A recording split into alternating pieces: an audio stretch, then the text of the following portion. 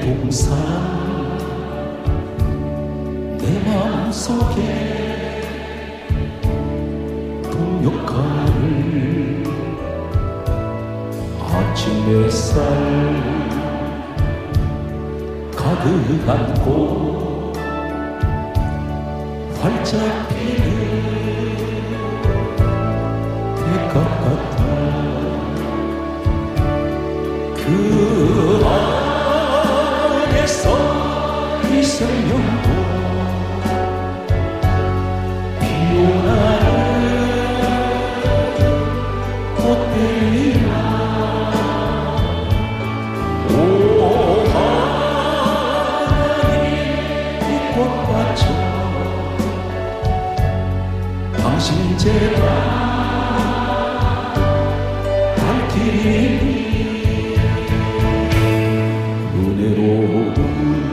은혜로운 사랑으로 하늘 평화 내리소서 주님의 손 나의 동산 내 마음속에 동역할 아침 햇살 가득 안고 자라나는 나무 같다 그 안에서 이 생명도 귀한 죄로 되겠어요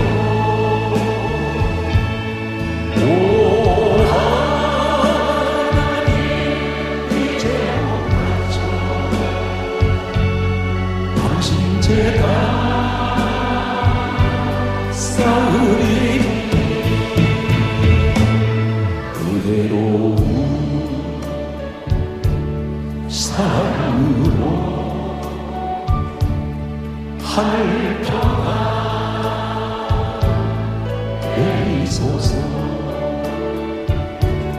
주님의 수 주님의 수 나의 동산 나의 동산 내 마음속에 통역할 아침 햇살 가득 안고 피어나는 안개 같아 그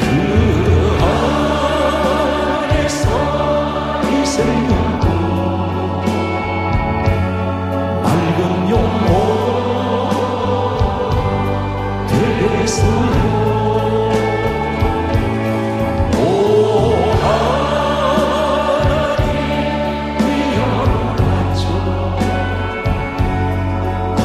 제가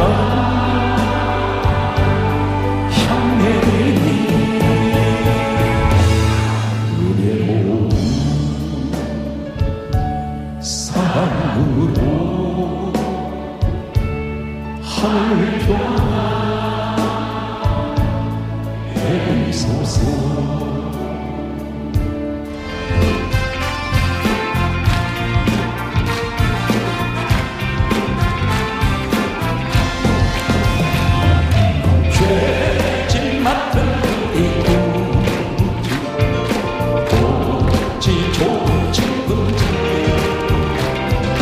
걱정 근심 두고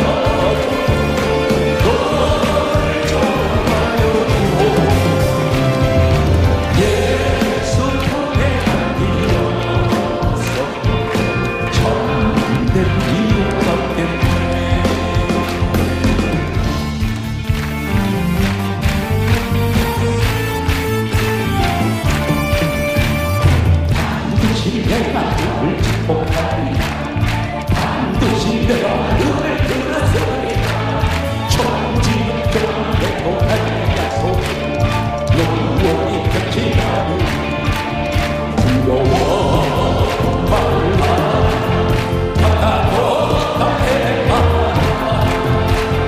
다시 하여 실망치 말라 다시 하여 실망치 말라 실망치 말라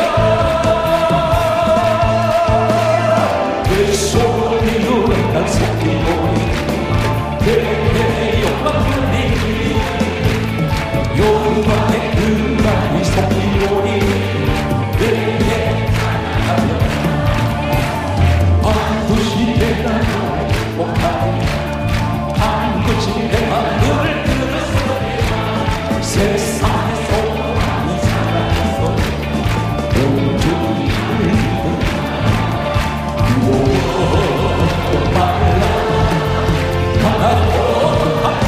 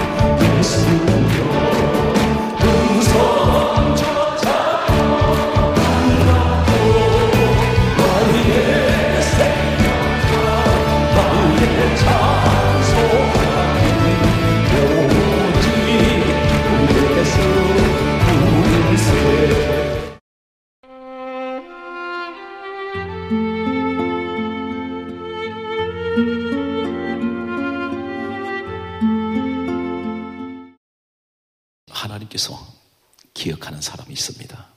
지난 한 해를 돌아보실 때 각 교회에 예수 그리스도 피로 사신 교회마다 충성스러운 일꾼들이 있습니다.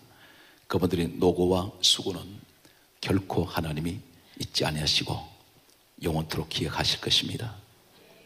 하나님이 기억하시고 사람이 기억하는 이러한 사람이 성경 속에 등장하고 있습니다.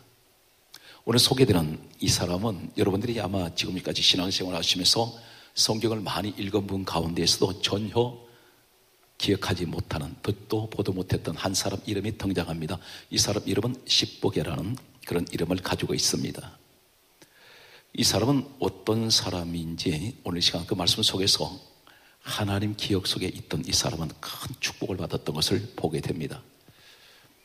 이스라엘의 2대 왕은 다윗입니다. 이 다윗은 참고로 말씀드리면 유대 역사의 지금 고대 문헌에 기록하고 있는 연대를 보게 되면 BC 1040년 다윗은 이새의 목동 집안에서 8번째 아들로 태어났던 것으로 역사는 기록을 하고 있습니다. 그리고 그는 BC 1025년 그의 나이 15세 때에 하나님께서 사무엘이라는 종을 이새의 집에 보내셔서 이 막내인 8번째 아들 다윗을 이스라엘 2대 왕으로 지명을 하게 됩니다. 기름 부음을 받았습니다. 그러고 난 후에 약 15년이 지난 BC 1010년 그런 이스라엘 2대 왕으로 왕위에 등극하게 됩니다. 이것이 역사에 기록되어 있는 이 다윗의 역사 내용입니다. 이 사람은 왕이 되면서 12명 장관들을 세우게 됩니다. 이 장관의 제도가 어떤 것이냐면 좀 특이합니다. 1월에 장관, 2월에 장관, 3월에 장관, 12월 달까지 각 장관들을 한 명씩 세웁니다. 이 장관들이 하는 일이 어떤 일이냐면 수많은 군사 가운데서 특별히 다윗왕의 친위대, 다윗왕을 주변에 있는 가장 정예 군인 2만 4천 명을 통솔하는 지휘관입니다. 정예군들을 2만 4천 명을 통솔한 지휘관 중에서 특별히 군대 장관이라고 이렇게 말하고 있습니다. 12명의 군대 장관들을 세웠는데 이 군대 장관들이 바로 누구냐면 다윗이 15년 동안 사울왕에게 쫓겨서 때로는 거린이 되었고 때로는 노숙자가 되고 때로는 미치광이가 되어서 미친 사람 행세를 하면서 살아남기 위해서 길거리에서 거적대기를 뒤집어 쓰고 잠도 자가 했고 끼니를 잊지 못해서 영양실조에 걸려서 이 사람이 죽어가던 그리고 자신이 병들어서 고통받던 그런 현장에서 늘 이 다윗 곁을 떠나지 않고 그림자처럼 동고동락을 같이 해주었던 가장 어려웠던 시절에 도와주었던 사람들입니다. 이 사람은 다윗이 왕이 되면서 바로 이 12명을 가장 중요한 장관 자리에 세우게 됩니다.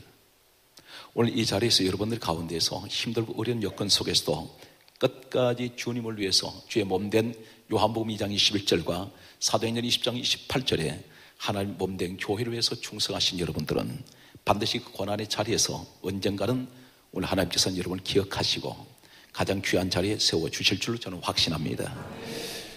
다윗은 사무엘상 22장 2절에 보면 사막 한가운데 있는 아둘람이라는 굴에 숨어 들어가게 됩니다. 그곳에서 이 사람은 숨어 있을 때 성경은 다음과 같이 기록하고 있습니다. 이 사람은 캄캄한 굴속에 혼자 갇혀 있는 것이 아니라 지금 굴 밖에는 지금 사울왕이 풀어놓은 군대들이 수색 작업을 하고 있습니다. 이런 위기 일발의 순간에서 끝까지 떠나지 않고 다윗 곁에 있었던 사람은 사무엘상 22장 2절에 보면 이렇게 세 가지를 이야기를 하고 있습니다. 여기 같이 함께 있던 사람들이 누구냐면 환난당한 모든 자, 빚진 자, 마음이 원통한 사람들이 400명 가까이 다윗 곁에 있었다고 성경은 그렇게 정언하고 있습니다. 환난당한 모든 자, 어떤 사람입니까? 인생에 부도난 사람들입니다. 인생에 처절하게 실패해버린 사람들입니다. 그 사람들이 다윗 곁에 있었습니다.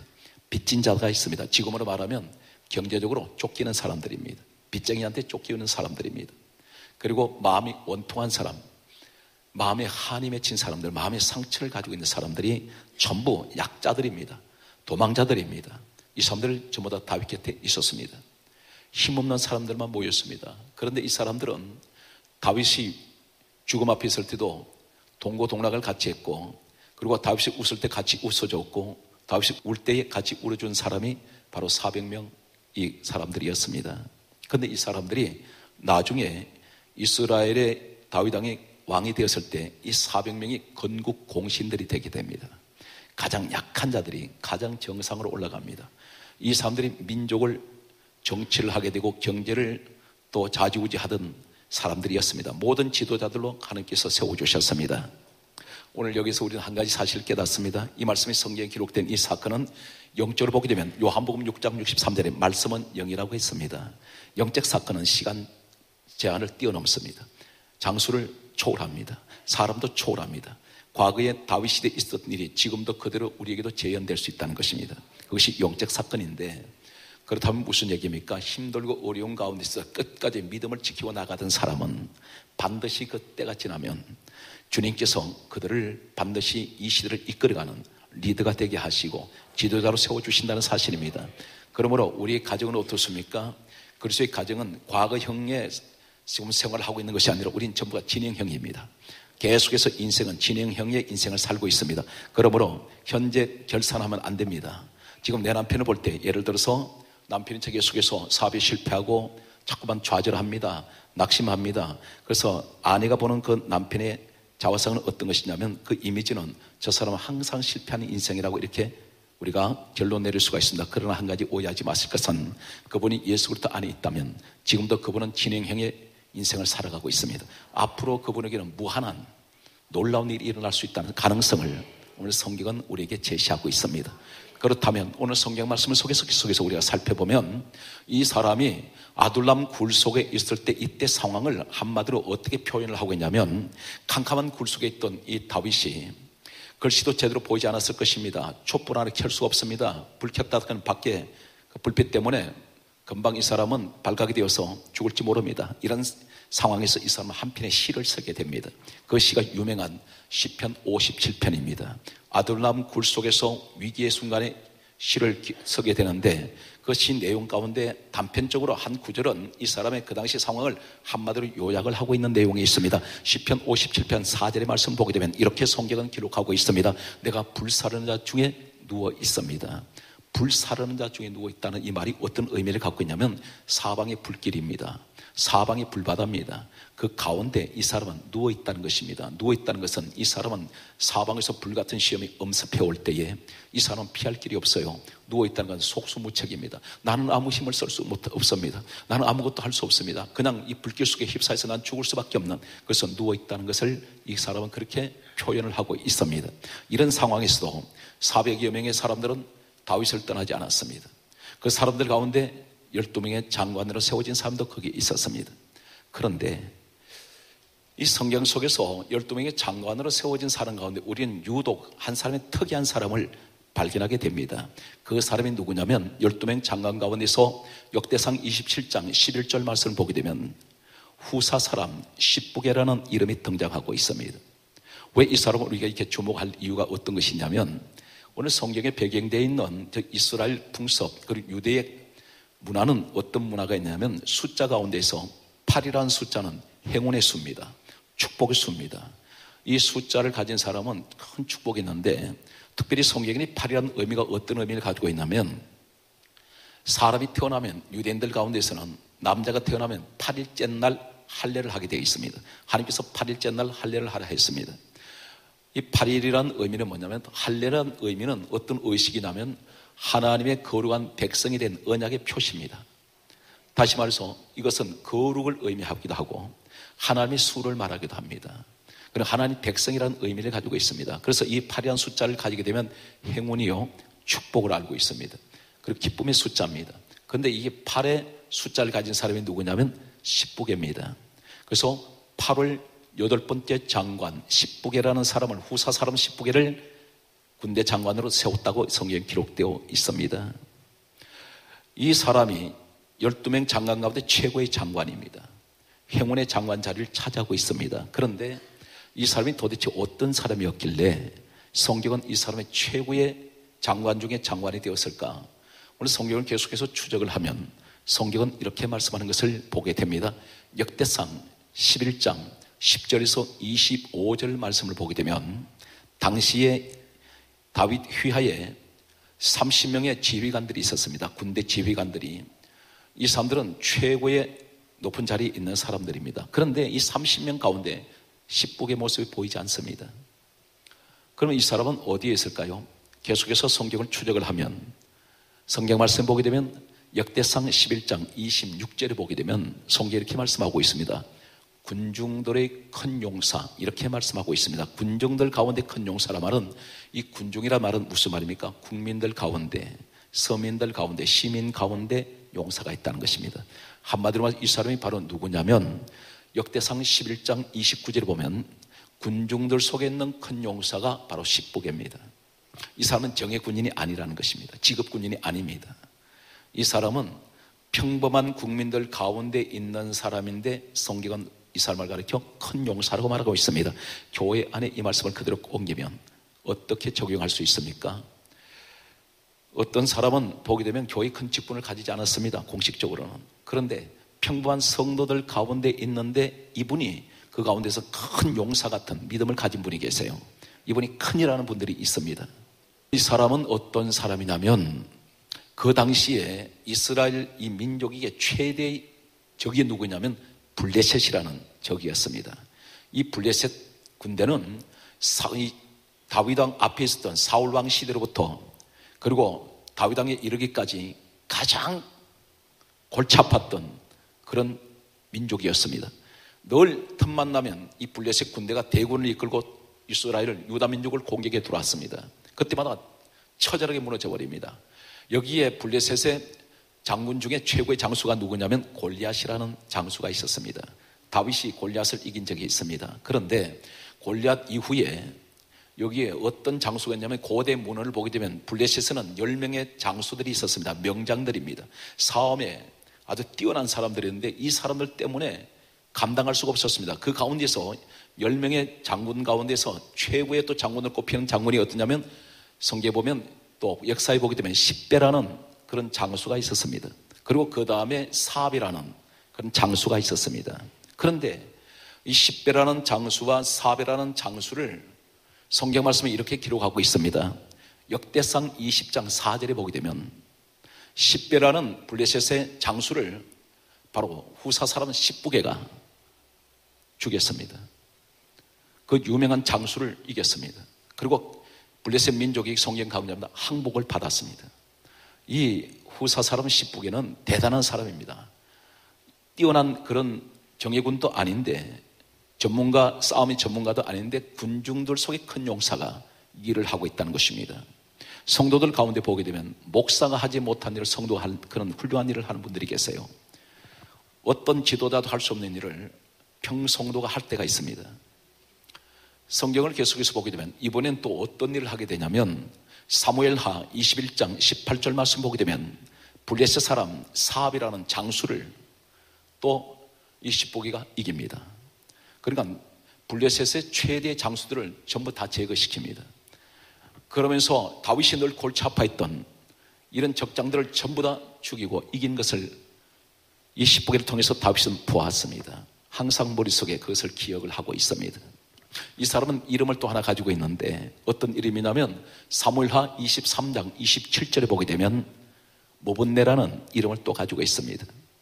이 사람은 한마디로 말해서 이름도 빛도 없이 무명의 용사였는데 나중에 이 사람이 최후의 장관 자리에 올라가게 됩니다. 우리의 신앙생활을 봅니다. 사단마귀 저들을 어떻게 하든지 하나님 우리 교회에 악한 영들이 들어오지 못하도록 하나님 내가 힘은 없지만 내가 막아내기 원합니다. 내 가정에 시험이나 문제가 올 때 내가 나서서 나는 연약한 여인이고 한 사람의 아내이지만 그러나 다른 사람이 할 수 없는 일을 이 아내 한 사람이 그 가정을 지킬 때가 있다는 사실입니다. 오늘 이러한 모습 속에서 하나님께서 이 이름 속에 두 가지 이름 속에 놀라운 비밀을 가지고 있습니다.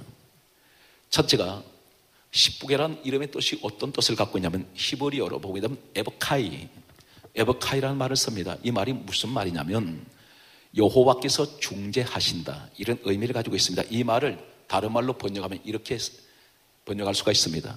여호와께서 추천하신다, 여호와께서 밀어주신다, 여호와께서 지원하신다, 여호와께서 붙들어주신다 이런 의미를 가지고 있습니다. 어떤 사람을 하나님께서 중재하실까요? 오늘날 힘들고 어려울 때 여러 가지 어려움 속에서 믿음을 지키고 끝까지 그 가정을 지켜나가는 사람, 믿음의 가정, 교회 안에서는 힘들고 어려도 그 직분의 자리에서 내게 맡겨주신 귀한 직분을 감당하고 하나님께서 지켜주는 오늘 그 믿음을 끝까지 지켜온 사람에게는 반드시 하나님은 그에게 상급을 주신다는 사실입니다. 여러분이 한 가지 오해하는 부분이 계십니다.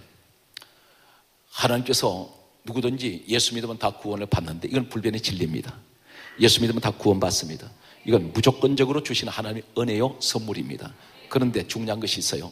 천국에 가면 받는 상급은 이 땅에서 내가 하나님 앞에서 무엇을 어떻게 행했냐에 따라서 상급이 달라요. 반드시 다릅니다. 큰 상급을 받는 사람이 있습니다. 사랑하는 성도들은 구원받은 것으로 만족하지 말고 이젠 주님이 일을 해서 장차 주님 앞에 설 때 큰 상급 받는 여러분 되시기 바랍니다. 저는 지난 한 해를 돌아보면서 우리 화강교회가 우뚝 설 수 있었던 것은 저 자신의 제가 목사가 똑똑해서 잘나서 능력에서 아닙니다. 우리 성도들 가운데 항상 비가 오나 눈이 오나 그 자리에서 늘 버팀목이 되어줬고 기둥이 되어줘서 늘 물심양면으로 기도하며 헌신하며 시간 들이고 몸 들이고 마음 들였던 여러분들 교회 재직들이 있었기 때문에 오늘날 화강교회는 이렇게 설 수가 있었습니다. 놀라운 기적을 우리 교회를 통해 행했던 것은 바로 여러분들 때문이라고 저는 그렇게 감히 자부합니다. 그래서 평생에 잊지 못하는 그런 분들이 2013년도에 많은 일꾼들이 저희 기억 속에 있습니다. 반드시 이분들은 하나님이 기억하는 분들일 것입니다. 여기서 또 한 가지 이름이 있습니다. 머분내. 이 머분내라는 말은 어떤 의미를 갖고 있냐면 여호와께서 지으셨다, 이런 의미를 가지고 있습니다. 이 십북의 이름의 머분내라는 그 이름의 의미가 주는 여호와께서 지으셨다는 이 말이 무슨 의미를 가지고 있습니까? 하나님이 지으셨다는 것은 너는 내 것이라는 것입니다. 내가 너를 택했고 내가 너를 붙들고 있고 너는 내 소유라는 것입니다. 아무도 못 건드린다는 의미를 가지고 있습니다. 이러한 이 십북의 축복은 유독 십북에만 이 복이 온 것이 아니라 성경에 보게 되면 유명한 창세기, 출애굽기, 레위기, 민수기, 신명기 5권의 책을 기록했던 모세를 성경은 기록하고 있습니다. 이 사람은 출애굽기 12장 37절에 보게 되면 장정 60만 명의 대군을 거느리는 그런 지도자입니다. 그런데 모세가 40년 광야길 걸어갈 때에 이 광야 40년을 성공적으로 그의 사역을 마칠 수 있었던 것은 모세 자신이 똑똑해서가 아니라 여기 특별히 60만 명 가운데 4명의 사람이 절대적으로 이 모세를 붙들고 모세를 지켜주었고 모세를 그림자처럼 따랐던 충성스러운 일꾼들이 있었기 때문입니다. 교회는 아무리 몇천 명, 몇만 명이 있어도 전체가 교회를 이끌어가지는 못합니다. 그 가운데에서 특별하게 하나님이 세우신 일꾼들이 따로 있습니다. 여러분들이 그 주인공이 되시기 바랍니다. 성경을 보게 되면 이 모세에게는 4명의 충성스러운 사람들이 있었는데 마치 다윗에게는 십부개가 있었던 것처럼 이 모세의 모습을 보게 되면 출애굽기 17장 12절의 말씀을 보게 되면 성경은 다음과 같이 말씀하고 있습니다. 모세가 산에 올라가서 손을 들고 기도를 합니다. 기도를 할 때에 팔이 피곤해서 팔이 점점 내려왔습니다. 이때에 여기서 교회의 재직이라고 할 수 있는 모세가 걸어갔더니 40년 광야를 가리켜서 사도행전 7장 38절은 광야교회라고 말하고 있습니다. 광야교회의 오늘날 단임 목사가 누구냐면 모세입니다. 이 모세의 양쪽에 팔을 붙들어준 사람이 있었습니다. 이 사람들은 오늘날 광야교회의 재직들입니다. 가장 충성스러운 사람이었는데 60만 명 중에 2명밖에 없습니다. 두 사람이 모세 가장 가까이에서 팔을 붙들어 올려줘서 버팀목이 되어줬습니다. 모세와 아론과 훌이 팔을 붙들어 올림으로써 세 사람이 붙들려 올렸던 이 결과는 민족을 하나님께서 이기게 하시고 민족을 축복하게 하시고 아말렉과의 싸움에서 이기게 하셨습니다. 그리고 모세 주의 종도 살고 아론 훌도 살았습니다. 적군들인데 그들은 패배하지 않았습니다. 그런데 하나님께서 이 모습을 지켜보시고 아론과 훌은 무슨 귀신을 쫓아내거나 능력을 행한 적이 없어요. 어떤 성경을 기록한 사람도 아닙니다. 성경에 보게 되면 한마디로 별 볼 일 없는 사람들이었습니다. 그런데 출애굽기 17장에 모세 팔을 붙들려 올렸던 이 사건 있고 난 뒤에 10장을 넘어가면서 출애굽기 28장 1절에 오게 되면 하나님께서 갑자기 모세에게 이렇게 명령하십니다. 너는 아론과 그 아들들에게 제사장직을 감당할 수 있도록 제사장직을 맡겨라 그런 말씀합니다. 인류 역사에 최초로 세워진 제사장이 아론입니다. 이 아론 집안은 대대로 제사장이 되는데 몇 년 동안 계속됐느냐면 이때가 모세 시대는 예수님께서 오시기 전 BC 약 1500년 전의 사람입니다. 아론과 훌은 약 1500년 전 예수님이 오시기 전의 사람인데 예수님께서 이 땅에 오셨을 때에 누가복음 1장 5절 말씀을 보게 되면 예수님보다도 6개월 먼저 이 땅에 왔던 한 사람이 있습니다. 그 사람이 세례 요한입니다. 이 세례 요한은 그의 아버지의 이름에 대해서 관해서 이렇게 말씀합니다. 세례 요한의 아버지 사가랴는 제사장이요 그의 어머니 엘리사벳은 아론의 자손이었더라 이렇게 기록하고 있습니다. 1500년 세월 동안 이 집안은 대대로 제사장 집안입니다. 무엇을 말하고 있습니까? 사가랴 그 아버지도 아론의 혈통을 가지고 있습니다. 한마디로 말해서 주의 종 팔붙들어 올렸던 이 아론을 하나님은 기억을 하세요. 큰일 한 것 아닙니다. 주의 종과 하나 되어주고 힘이 되어주고 마음이 하나 되고 몸이 하나 되어줬던 이 사람을 하나님께서는 축복을 할 때에 아론이 축복 달라고 기도한 적 없습니다. 다른 건 하지 않았습니다. 그 한 가지 행동을 보시고 하나님께서는 축복하실 때 1500년 동안 대대로 아론의 자손들은 제사장이 되게 했습니다. 훌은 어떻게 되었습니까? 훌은 역시 아론과 함께 모세 팔을 붙들어 올려주었던 사람인데 이 훌은 성경 말씀 보게 되면 출애굽기 17장 이 사건에서 모세 팔을 붙들어 올려주었던 이 훌은 그 이후에 성경이 이렇게 말씀합니다. 출애굽기 31장 2절 말씀을 보게 되면 모세가 시내산에 2번 올라가서 하나님의 성막을 짓는 것을 가르쳐 주셨습니다. 40주야 말씀하신 하나님께서는 마지막 내려갈 때에 하나님께서 60만 명 가운데 한 사람을 지명을 합니다. 이렇게 말씀합니다. 모세에게 말씀하시기를 너는 유다 지파 훌의 손자 부살레를 지명하여 성막을 짓게 하고 이렇게 말씀합니다. 그러면서 하시는 말씀이 내가 그에게 지혜의 신을 충만하게 부어주며 그리고 여기서 여러 가지 재주와 지혜와 총명을 부어주시겠다고 말씀하고 있습니다. 이 사람은 이 땅에 최초로 성막 하나님의 집을 광야에 세운 사람은 최초의 유다 집안에 바로 훌의 손자 부살렐이었습니다. 할아버지 훌이 주의 종과 하나가 되어주니까 하나님 이것을 보시고 그 손자 때 축복을 합니다. 성경은 계속해서 유다 집안을 찾아보게 되면 이 훌과 다윗과의 역사의 거리는 약 400년 정도 넘습니다. 근데 이 다윗이 누구냐면 유다 집안 사람입니다. 유다 집안의 혈통을 가지고 태어난 그는 이 다윗은 성경 말씀 보게 되면 그가 70세를 일기로 세상을 떠날 때에 아들 솔로몬을 앞에 앉혀놓고 이렇게 마지막 유언을 남기는 장면이 역대상 22장 14절에 다음같이 말씀하고 있습니다. 너는 내가 환난 중에 여호와의 전을 위하여 금 10만 달란트, 은 100만 달란트, 녹과철을 중수를 셀 수 없을 만큼 많이 예배해 두었으니 너는 여기서 더 할 것이며 최초에 이 땅에서 하나님의 집 성막을 최초로 세운 사람이 유다 집안이고 최초로 성전 세운 사람이 유다 집안입니다. 이 사건 이후에 이 다윗과 예수님이 이 땅에 오실 때 역사의 거리는 약 1000년 세월이 또 흘러갑니다. 1000년 세월이 흘러갔을 때 예수님께서 이 땅에 오셨을 때에 육신의 아버지 한 사람을 세우는데 이 사람이 목수 요셉입니다. 목수 요셉을 세우실 때 성경에 이렇게 말씀하고 있습니다. 마태복음 1장 20절 말씀 보게 되면 하나님께서 천사 가브리엘을 그 당시에 각 나라에 수많은 남자들이 있었을 것입니다. 그런데 그 수많은 남자들 가운데서 가장 초라하고 가장 가난하게 이름도 빛도 없이 살아가는 저 빈민촌에 있는 시골 구석에 있는 목수 요셉의 집으로 가브리엘 천사를 보냈습니다. 그리고 하시는 말씀이 다윗의 자손 요셉아 이렇게 부르세요. 여기서 왜 두 이름을 부릅니까? 요셉에게 하나님께서는 마음을 두신 것이 아니라 다윗에게 마음을 두고 있다는 것입니다. 그러면서 다윗의 자손 요셉아 이 말은 다윗 너 조상 때문에 1000년 전에 너 다윗 조상 때문에 내가 너를 선택했다는 것입니다. 하나님은 주의 종 팔붙들어 올리신 이 하찮은 일 하나를 철저하게 기억을 하시고 하나님은 모세가 없으면 광야를 사역할 수 없습니다. 백성이 끌고 갈 수가 없습니다. 여러분들이 똑같습니다. 주의 종 한 사람이 잘못되어 버리면 성도는 다 무너져 버립니다. 그러나 주의 종 한 사람 모세 같은 사람 세워놨으면 그 종을 통해서 수많은 백성을 구원시키기 때문에 여러분들은 그 종을 도와줘야 됩니다. 한국교회는 부흥되는 방법 딴 것도 없습니다. 각 교회마다 주의 중 하나가 되어야 됩니다. 그럴 때 연합할 때에 하나님께서는 그 교회를 부흥시켜 주시고 놀라운 일을 이 민족을 통해서 이루어내실 것입니다. 하나님은 철저하게 그들을 기억해 주셨습니다. 사람이 기껏 지금 살면 100년 단위로 이 땅을 떠납니다. 그러나 하나님은 영원히 두고 천년 세월이 지나가도 다윗이 한 일은 기억하시고 그 자손을 축복하시는 모습 속에 주여 내 가정도 하나님 나를 기억해 주세요.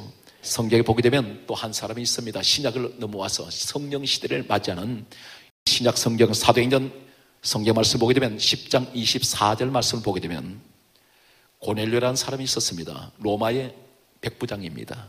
이 사람은 그 당시에 유대인들은 로마의 식민지로 지배를 받고 있었습니다. 주권을 상실해 버렸습니다. 이때에 로마의 백부장은 지역 사령관입니다. 이 사람은 최고의 그 지역의 엘리트입니다. 그리고 최고의 권력을 누린 사람이고 최고의 재물을 가지고 있는 사람입니다. 그런데 여기에 어느 날 이 사람이 예수님을 믿게 되었고 그리고 신앙생활을 잘하던 이 사람에게 베드로라는 주의 종이 이 집에 신방을 하게 되었습니다. 천사가 와서 가르쳐 주셨습니다. 집에 신방을 앞두고 있는 이 고넬료 집안에서 베드로가 들어오는 그 시간을 맞추어서 이 고넬료가 성경이 이렇게 강조합니다. 사도행전 10장 24절 말씀 보게 되면 이 고넬료가 자기 일가 친척과 그리고 가족들 그리고 가까운 친구들을 다 불러 모았습니다. 그리고 이 베드로가 들어오는 마당에서 기다리고 있습니다. 밖에 나와서 기다리고 있습니다. 이 사람들 주변의 사람들은 전부 권력가들입니다. 최고의 부를 누리는 사람들입니다. 그런데 베드로가 어떤 사람이냐면 그 당시에 3D 직종 가운데 하나가 어부입니다. 이 물고기 잡는 어부 직업은 대단히 천한 직업이었고 이 사람 보면은 항상 물고기 비린내 냄새가 배어 있습니다. 그런데 이 사람을 베드로가 들어오는데 고넬료가 자기 가족들 그리고 자기 친구들 일가 친척 다 보는 앞에서 무릎을 꿇고 땅바닥에 얼굴을 땅바닥에 갖다 대면서 베드로 앞에 정중하게 엎드려 절했습니다. 이 표현은 그 당시에 어느 정도의 예식을 갖고 있냐면 이 군인들은 장군들은 특별히 사령관들은 반드시 얼굴을 땅에 대는 것은 그 당시에 황제에게만 하게 되어 있습니다. 그런데 주의 종에게 그렇게 엎드렸습니다. 이것은 최고의 예우를 갖추는 것입니다. 무엇을 말합니까? 고넬료는 철저하게 주의 종에 관하여 그런 깍듯이 그에게 존중해 주었습니다. 이럴 때 어떻게 됐습니까? 고넬료 집안에 하나님 천사를 보냈어요. 그러면서 이렇게 말씀합니다. 너의 선행과 구제를 내가 기억하노라. 하나님 기억하세요. 그래서 성경에 이 사람을 가르쳐 그런 경건한 사람이요 하나님을 잘 섬기는 사람이었다고 성경은 그렇게 결론을 내리고 있습니다. 오늘 이 시간 힘들고 어려웠던 2013년 환난에 아니면 어려운 시련이 고난이 나를 수없이 기다렸습니다. 위기의 순간들을 수없이 넘어왔습니다. 때로는 질병의 위기가 있습니다. 자녀로부터 온갖 시험이 찾아왔을 때 마음이 터질 것 같은 이런 답답함 속에서도 여러분들은 오늘 이 시간까지 왔습니다. 그리고 가정의 위기를 만날 때마다 끝까지 갈등 속에서도 가정을 지켜온 사람도 있을 것입니다. 이러한 사람에게 오늘 성경이 이렇게 말씀하고 있습니다. 또 교회 안에서 여러 가지 부딪히고 어려운 시련도 있었고 직분 감당하다 보면 항상 욕을 먹습니다. 한 가지 기회가 있어요. 지도자라는 자리는 앞에 서게 되면 반드시 욕 먹습니다. 칭찬만 받으려면 그 직분 감당 못합니다. 반드시 욕 먹을 것을 각오해야 합니다. 그럴 때 충성스러운 일꾼이 될 수가 있습니다. 성경 말씀은 예수님께서 하시는 말씀이 이렇게 말씀합니다. 마태복음 24장 13절에 말씀하시기를 끝까지 견디는 자가 구원을 얻으리라. 끝까지 견디는 자가 구원을 얻습니다. 여러분 절대 중간에 포기하지 마세요.